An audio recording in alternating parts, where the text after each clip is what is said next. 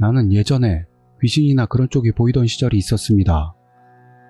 딱히 보려고 생각해서 보이는 게 아니고 제 기분과 사정에 관계없이 보여서 실은 꽤 곤란했습니다.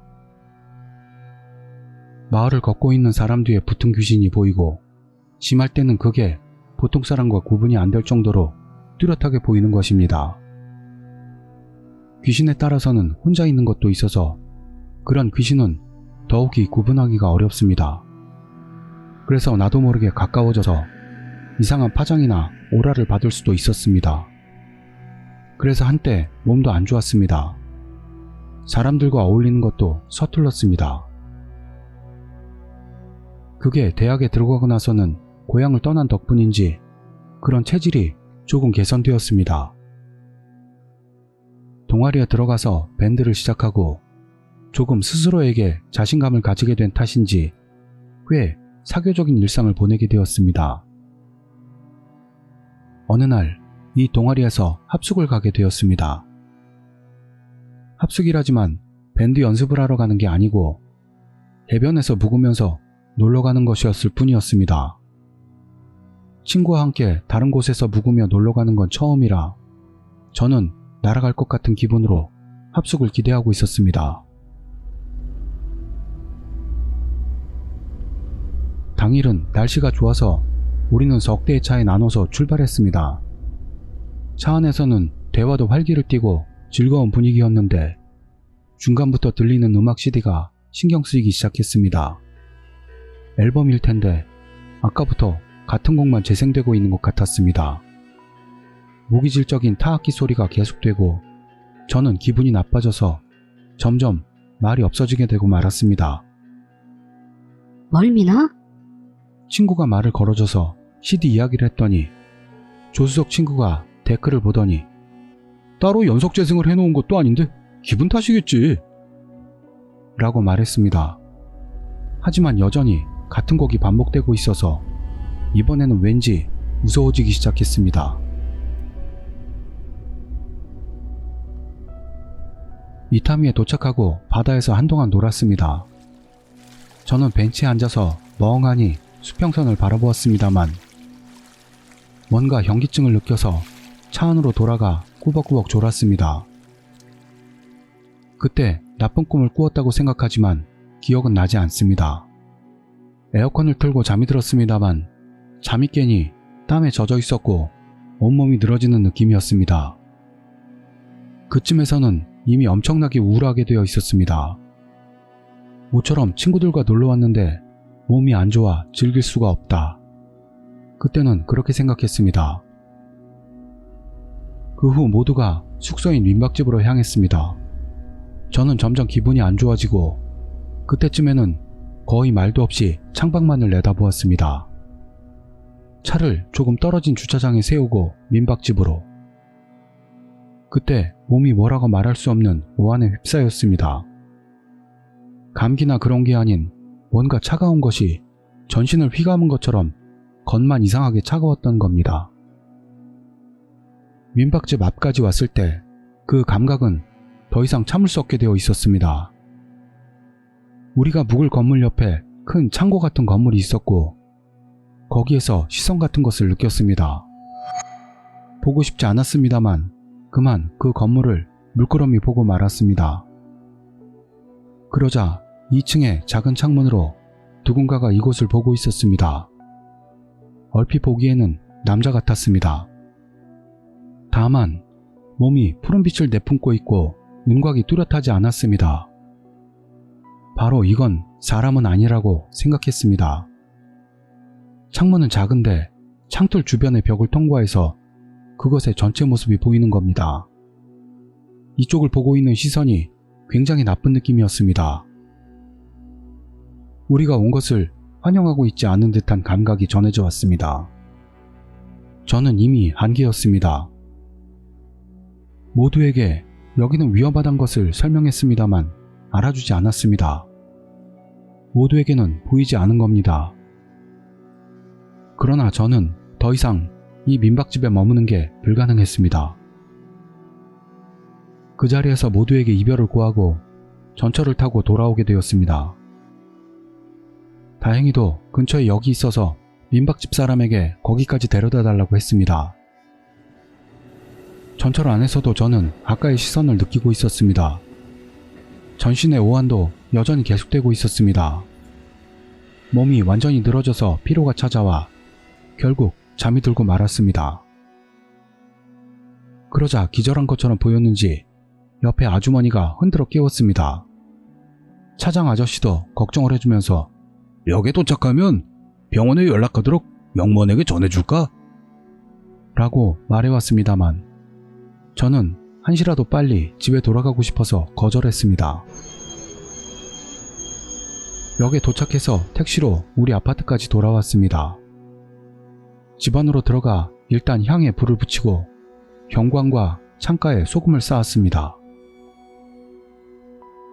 식욕은 없어서 샤워를 마친 저는 침대에 넘어지듯 누웠습니다.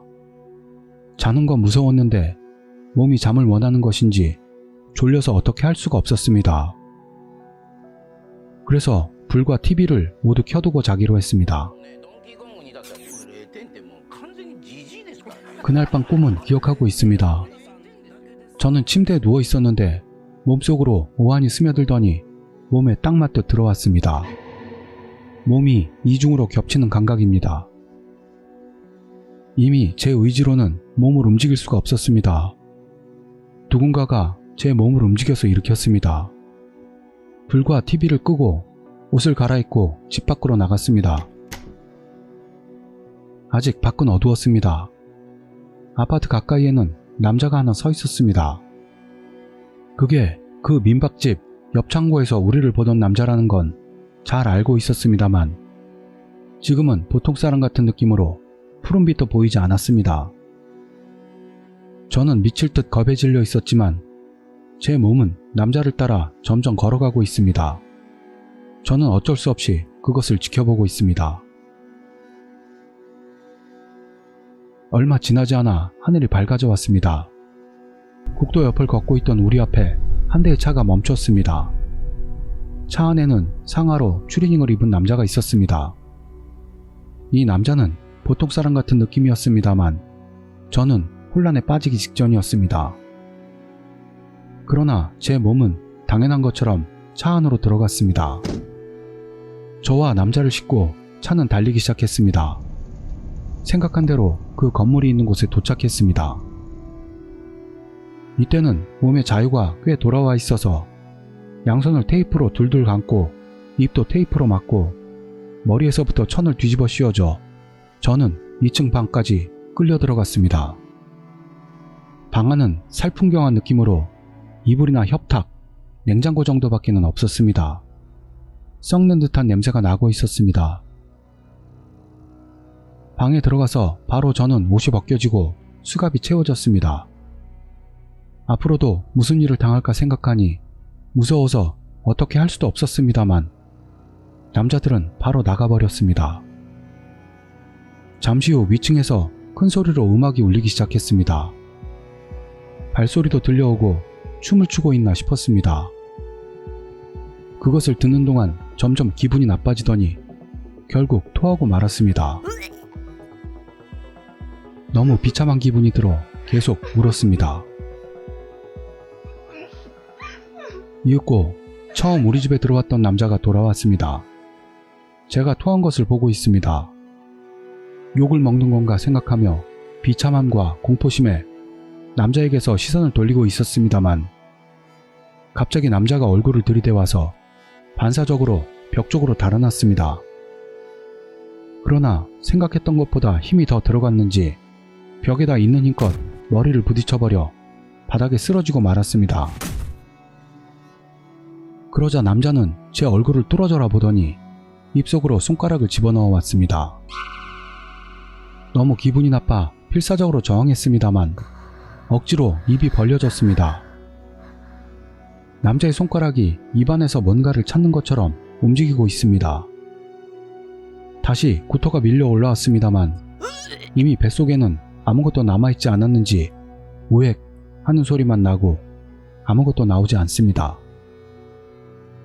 너무 싫어서 입속에 손가락을 깨물자 쏙 빠져나갔습니다.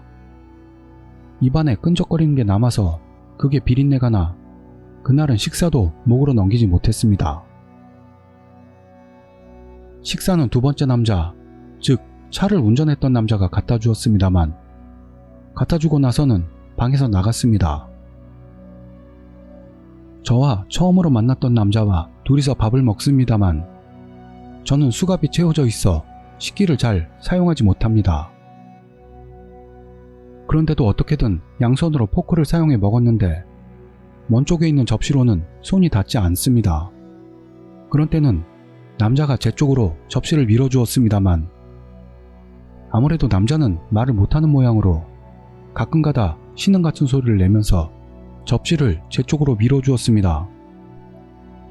남자는 포크나 스푼을 잘 사용하지 못하는 것 같아서 무작정 손으로 음식을 먹습니다. 일본 사람이 아닌가 생각도 했습니다. 그러나 또 다른 남자가 그를 히사유키라고 불러서 생각을 고쳐 먹었습니다. 식사량은 2인분 치고는 많다고 생각됐습니다. 하지만 이상하게도 전부 먹을 수 있었습니다. 남자들은 매일같이 외출을 합니다만 문에 자물쇠를 걸고 나가서 밖에는 나갈 수 없습니다. 비명을 지르려고 했지만 원래부터 큰 소리를 내지 못하는 체질에다 목이 조이는 느낌이 들어 목소리가 나오지 않았습니다. 게다가 남자들이 외출할 때는 음악이 제일 큰 볼륨으로 울려서 작은 소리는 그대로 묻혀버리고 맙니다. 또 그 음악을 듣고 있으면 저는 기분이 나빠져서 일어서기조차도 힘들게 되는 겁니다. 게다가 옷을 모두 벗고 있어서 누가 볼까 두려워 창문을 여는 것도 할 수 없었습니다. 다만 남자들이 저를 범하거나 하는 일은 없었습니다. 움직이고 싶을 때 손을 잡아 당겨주거나 하는 일이 있어도 평소에는 몸에 손을 대는 일도 없었습니다. 그것보다는 그런 걸 피하는 느낌이었습니다.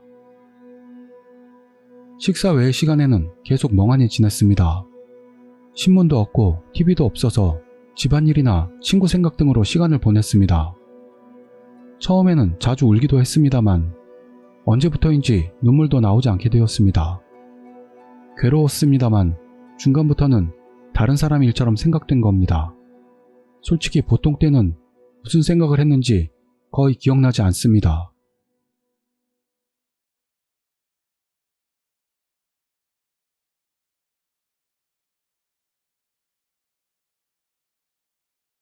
제일 기분 나빴던 일은 잠자는 거였습니다. 잘 때는 필히 히사유키라고 불리는 남자가 제 옆에 바짝 몸을 기대어 와서 처음에는 그게 기분이 나빠 좀처럼 잠들 수 없었습니다만 이윽고 잠들고 맙니다. 그러면 꿈속에서 뭔가 정체 모를 그림자 같은 형태가 없는 게 제 몸을 빼앗는 겁니다. 그리고 밖을 돌아다니는 꿈을 꿉니다. 꿈속에서도 저는 알몸이어서 그게 너무 수치스럽습니다만 몸은 말을 듣지 않습니다. 처음에는 제가 노출광 욕구가 있나 우울해지기도 했지만 매일 있는 일이고 계속 싫다고 생각했기 때문에 아마 아닐 거라고 생각하도록 조종당하는 거라고 생각하게 되었습니다. 꿈속에 저는 나쁜 짓을 했습니다. 동물을 죽이거나 남의 집에 물건을 던지거나 물고기를 훔쳐서 여기저기 흩뿌리거나 한 번은 길에서 개를 죽이고 시체에다 얼굴을 파묻는 꿈을 꾸었고 그때는 그 엄청남에 꿈속에서 의식이 돌아왔습니다.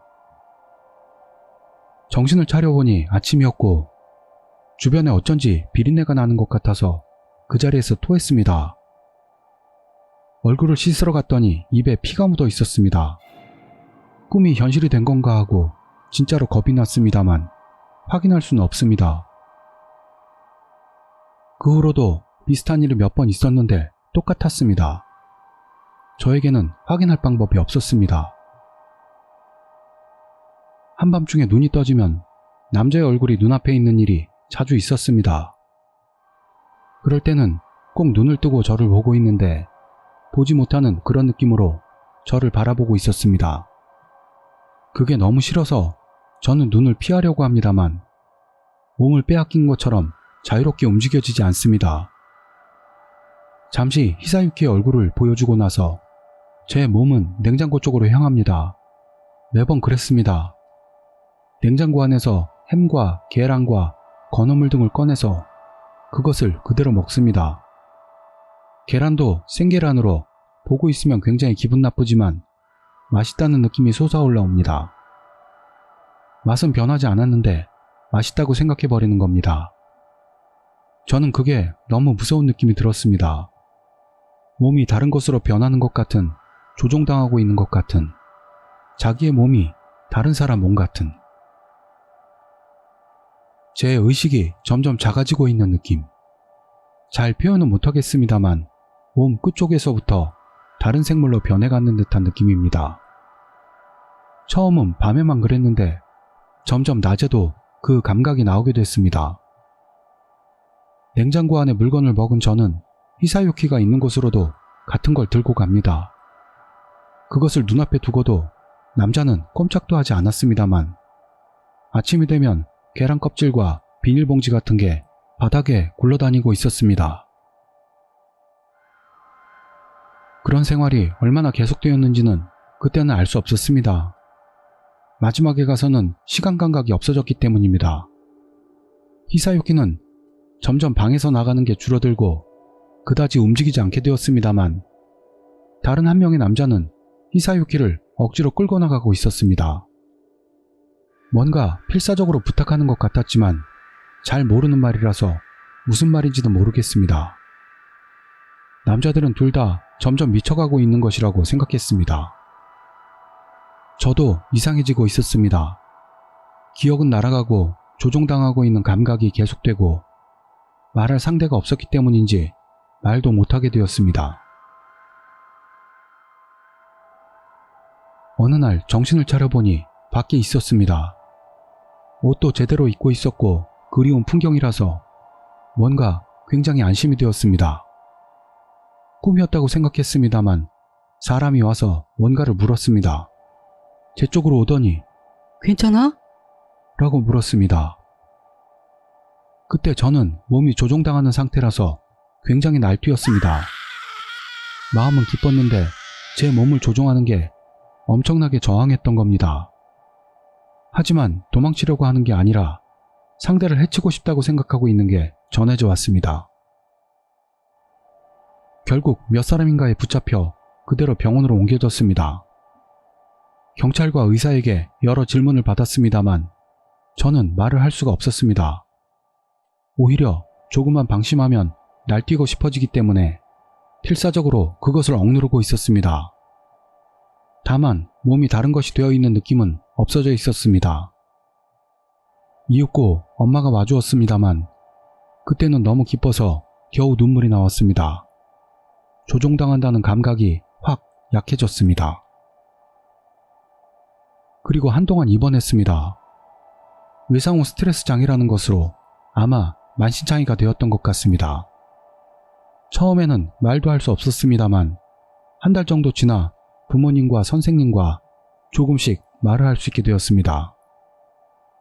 그러나 유괴당했던 일은 말하지 않았습니다. 모두는 어디 있었냐고 물어봤습니다만 왠지 얘기할 마음이 들지 않았습니다. 너무도 무서웠던 겁니다.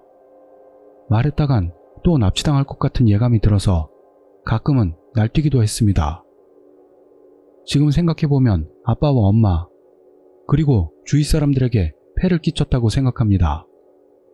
한동안 그런 상태가 계속되었는데 지금은 거의 회복하고 그 꿈도 꾸지 않게 되었습니다. 그래서 엄마에게만은 나중에 유괴당한 일과 꿈 이야기를 했습니다. 엄마는 믿는 것 같지 않았습니다. 시기가 오면 의사나 경찰에 이야기하는 것도 좋다고 했습니다. 거기에 대해서는 조금 망설이고 있습니다. 또다시 입원당하는 것은 아닐까 생각하기 때문입니다. 이것을 듣는 분들은 이 이야기가 엉뚱한 이야기라고 생각하십니까? 저는 아직 이상한 걸까요? 마지막으로 제 생각을 조금 말하겠습니다. 그것은 그 히사유키라는 남자 말입니다. 그는 원래 말을 할 수 없었던 건 아닐까 생각합니다. 아니, 몸도 움직일 수 없었던 것은 아니었을까요? 제 몸을 빼앗은 게 그 남자의 몸을 움직이고 있었다고 봅니다. 증거 같은 건 없습니다만 몸을 빼앗겼을 때의 느낌으로는 평소에는 그 남자의 몸을 움직이고 때때로 제 몸으로 돌아온 듯한 느낌입니다. 제가 완벽하게 조종당하고 있을 때는 남자는 움직이지 않았고요. 하지만 낮에도 그것의 일부는 제 안에 있던 것 같습니다. 지금도 있을지도 모르지만 잘 모르겠습니다. 다만 그게 없다면 그 남자는 살 수 없을 거라 봅니다.